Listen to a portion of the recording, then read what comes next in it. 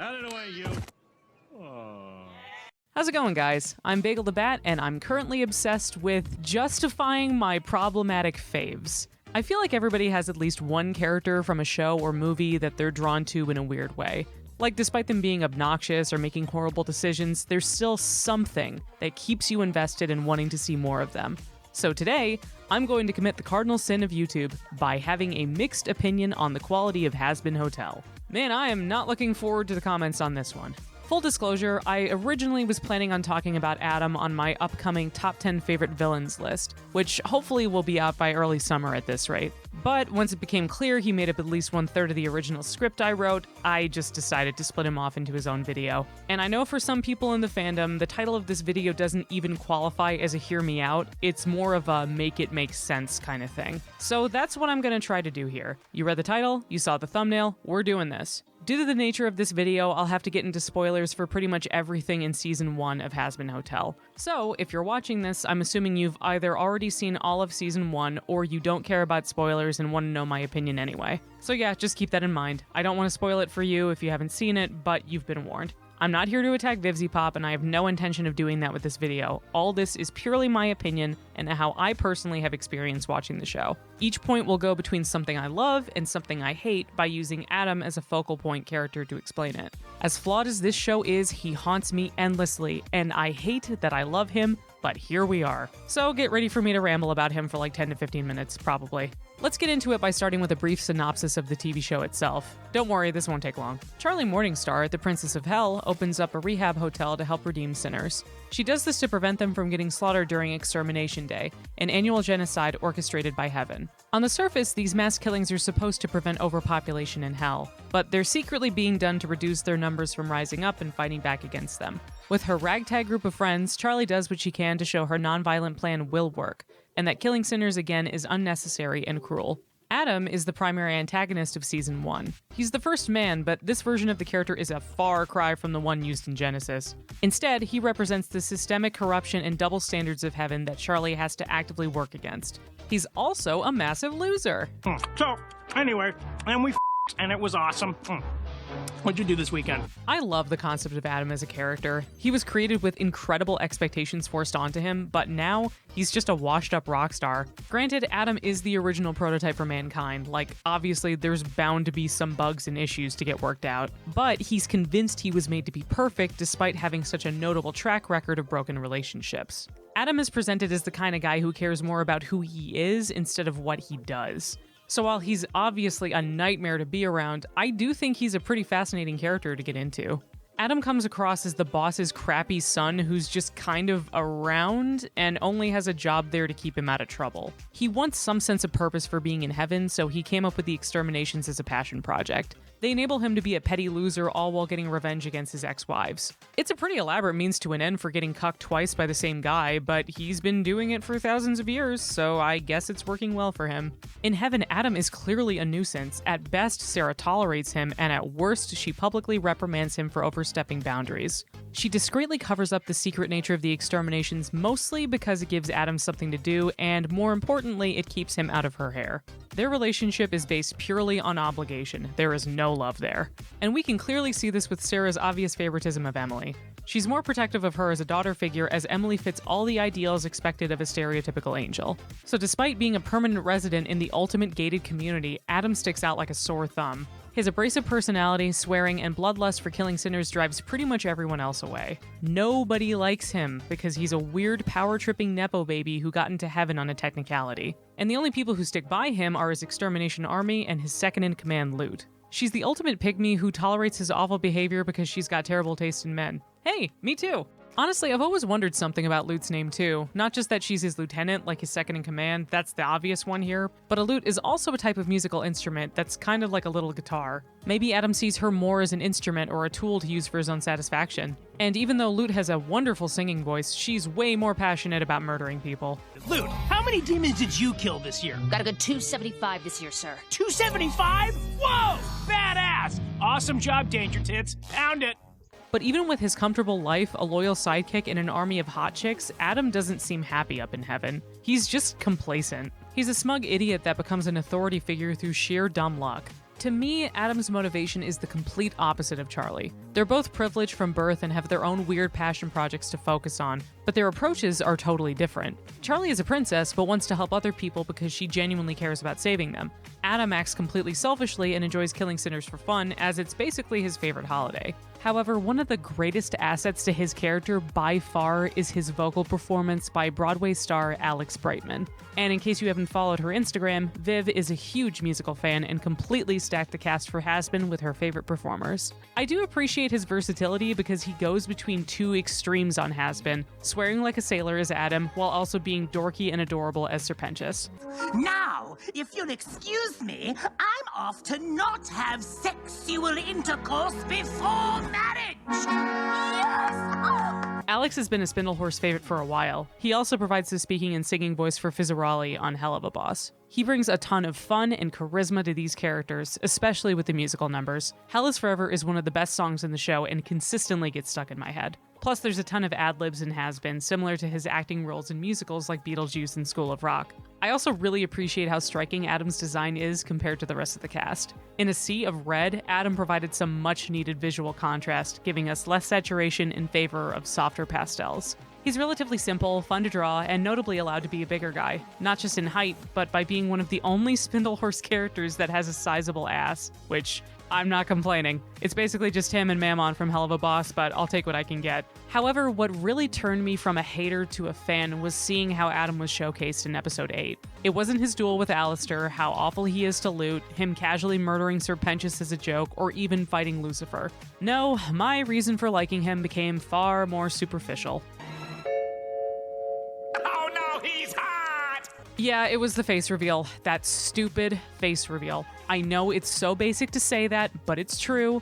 Then I saw his face. Now I'm a believer. Finally, everything clicked, and I loved Adam. He immediately shot up to my favorite character in the entire show. Adam wears a demon mask as a sick way of dehumanizing the sinners before he kills them. But as soon as his mask is destroyed, we realize he's just some guy. Adam is handsome for sure, but he looks exhausted, and he's clearly put on some weight, probably due to emotional eating and being lazy in heaven.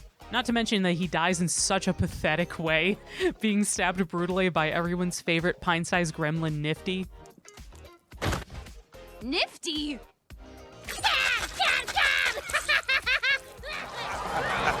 How about that? So even though I hated Loot, I understood her anguish. I was bummed out too. And from that moment on, for like 3 to 6 months, I turned into a feral creature. Adam became my muse, my flame, and my comfort character during an incredibly weird period of my life. Hey, I did not say it was a healthy fixation to have, but yeah, it did happen. I started getting every piece of Adam fan merch I could find, even making a few myself. Behold, a cringy home video of my collection to show you just how bad things got. But as much as I grew to love Adam, I knew deep down that he still represented a lot of the biggest weaknesses for Hazbin as a brand. And I know I'll sound like a broken record here because everybody complains about the writing in both Hazbin and Hell of a Boss, but I really have to get into it because I think the core issue behind the writing boils down to a lack of balance and structure. And just because you have a great cast filling those roles doesn't mean the material they're working with highlights their talents. Who wrote this? It's great, right? Keep going. The writers on Hazbin are very guilty of overusing swearing for the sake of comedy. However, the shock value that's tied to swearing diminishes when you have the same characters cursing incessantly. So when a character like Adam does it as a big core of his personality, it makes his writing feel incredibly flat and annoying. And because I'm an idiot, I tried doing a drinking game every time they swore during my 3rd time binging the whole series. That lasted for about 7 minutes because frankly the joke wasn't worth alcohol poisoning. Instead, I opted to use a swear jar and a running checklist to note every variation they mentioned. Each swear used was worth 25 cents, and by my count, the total value of the jar by the end of episode 8 was $102.75. The whole swear jar game was mostly just incredibly tedious to keep up with. Using bad language is only effective when we see more even-tempered characters doing it because it's a last resort for them. They only swear once they lose patience interacting with someone they hate. By Viv's own admission, 2 of the biggest inspirations for Hazbin are South Park and Bojack Horseman. And while I can definitely see hints of them in here, South Park and Bojack have a better sense of balancing their humor with language so it doesn't feel suffocating. Here's an example for you. Bojack only drops an F-bomb once per season, and it's usually when he's permanently damaged a relationship with another character. If you are not out of my driveway in 30 minutes, I will call the police. And if you ever try to contact me or my family again, I will fucking kill you. For contrast, Hazbin used it more than any other swear by saying it over 200 times in 8 episodes. And when there isn't enough clever material written to compensate for that, I feel like Hazbin can't truly stand on its own. But it's not like they're incapable of doing it. The jokes that actually got a solid laugh out of me didn't need to swear to be funny. Webster's dictionary defines redemption as... Objection! Lame and unoriginal. Sustained. No further dictionary references, please. Right, okay. Honestly, at the start of the show, I wasn't crazy about Adam. Sure, he was fun in a toxic sort of way, kind of like if Spencer's Gifts became a real boy, but Adam was mostly presented as the poster child for everything Vivzy Pop gets criticized for. He's about as subtle as a tire iron smashing into a car windshield. The show wants to give you every opportunity to see why this guy sucks so much. Initially, Adam just seemed like another villain competing for screen time against Alistair and the V's, so I was on the fence about how to feel about him until we finally got a bit more of his development in episode 6. He's still a giant dummy, but calculating enough to blackmail Vaggie by exposing her as an angel in front of Charlie. So while I still didn't really find him all that funny, there was something memorable about him. Hazbin has a shortened runtime of only 8 episodes because Amazon is weird like that, and that's just a thing that they seem to do for some reason. This reduced episode order actively works against the show because we really don't get to spend enough time getting to know the characters enough to truly feel for them. This may not be as critical for a character who is mostly played for comedy like Adam, but it really stands out with the other characters. This show is obsessed with having big emotional moments and dazzling musical numbers, but they don't usually earn them, and it feels really forced to me. They really don't get the time to expand on their relationships through shared experiences, especially the characters who are intended to be the emotional anchors, like Charlie, Vaggie, Angel, and Lucifer. This will absolutely be my hottest take in this whole video, but fine, I'm gonna go ahead and say it. I think it was a big mistake to put Adam in as the primary antagonist for season 1, especially by introducing him in the first episode. We get a storybook opening that roughly tells us how things got to this point between heaven and hell, but the way it's told is clearly biased to favor Lucifer and Lilith, which makes them unreliable narrators. That's not shocking, but since we don't have the full scope of how everyone involved experienced it, I think it makes Adam's character substantially weaker overall. Let's compare this to how Syndrome's origin story is shown in The Incredibles. He goes from being an overzealous fanboy that wants to be his sidekick more than anything into a petty, resentful man-child that uses his intelligence and technical capabilities for revenge against superheroes. It's compelling, straightforward, and shows the direct effects and consequences of everyone's actions involved. So the first time I saw the series in full, I was shocked they immediately went with the war against heaven from the end of episode 1. Right out the gate, we have this huge ticking clock that completely threw me off guard. I felt like I had missed something crucial before the show even got started. And even with the pilot, I had no idea who these characters really were or how they interacted with each other. So to me, the timing for everything feels very convenient and contrived to get the plot going. So having Lucifer offload the extermination meeting to his estranged daughter off screen with roughly an hour's notice was just so weird. Charlie immediately pitching her hotel to Adam without any evidence of it actually working seemed like such a baffling narrative choice. I know it's momentum for the plot to start moving, but from Adam's perspective, of course he's not going to take her seriously. Even if she wasn't directly related to 2 people he hated, Charlie's presentation comes across like she doesn't really know what she's talking about, and doesn't have enough tangible proof to fully support her argument. The crayon drawings don't help either, but since she's only been actively working on developing her plan for like a week, having Lucifer send her almost feels like he was setting her up to fail.